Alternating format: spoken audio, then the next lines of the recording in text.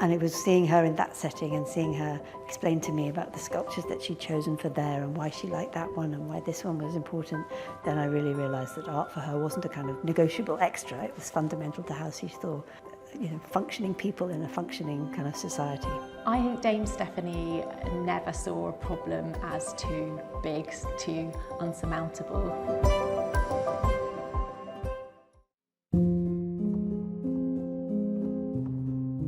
The first time I met Stevie, that is a really hard pinpoint to remember. After lastminute.com, my business had become a bit famous, she wrote to me and asked me out to lunch. And it was there that our friendship was really forged. We hit it off because you couldn't not. There was such warmth there and such incredible life experiences and such a remarkable generosity of spirit.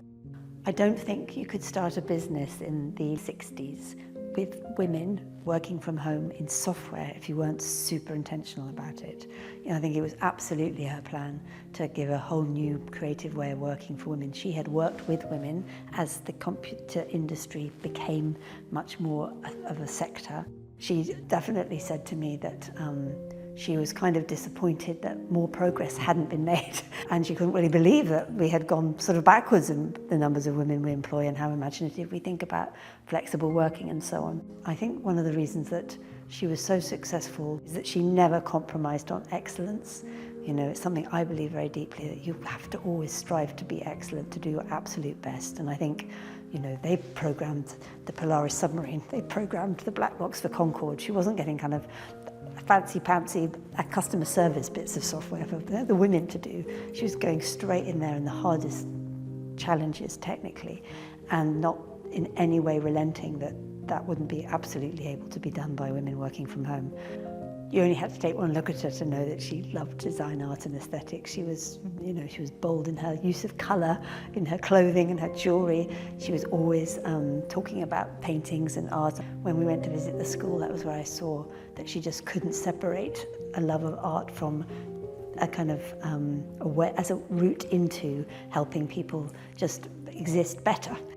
So Dame Stephanie had a long history with autism. It started with the birth of her only son, Giles, who was autistic. And for many years, she juggled her busy career with trying to find the right support for her son. She was determined that other families wouldn't face the same challenges that she had, trying to find support for Giles. And that's why she set up a charitable foundation and 3 charities that exist to this day. Yeah, I guess that one of the reasons that she was so important to me, and I hope I said this to her, I hope she knew this, was, I'd always kind of not wrestled, but had this slightly split personality, and it was a bit by chance that I feel I'd ended up in the commercial world myself. And her unbelievable commitment to very deep philanthropic giving in a real domain of expertise around autism. I could imagine a future where I could also hopefully contribute in society as well as having done business. Autistica is the UK's leading autism research and campaigning charity, and we exist to ensure that all autistic people live a happy, healthy and long life. And we were founded by Dame Stephanie Shirley in 2004. The auction proceeds will really help us to make progress on our 2030 goals.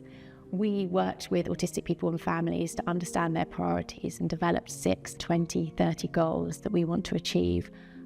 They range from everything from supporting autistic people from day one, pre and post-diagnosis, through to developing new ways of treating and supporting autistic children and adults with anxiety. So there's so much that we want to achieve over the next few years, and the proceeds from this sale can really help us transform the future for autistic people. We need to have Stevie Shirley sculpture in Parliament Square. We've got Fawcett, for God's sake, we need Stevie Shirley. It absolutely horrifies me when I talk in schools or whenever I do a kind of blah, blah, blah thing on stage somewhere and I ask people to put their hands up who's heard of Stevie Shirley. And I'm often educating the room about this remarkable person. She was extremely joyful, and I think that's the thing I remember most about her.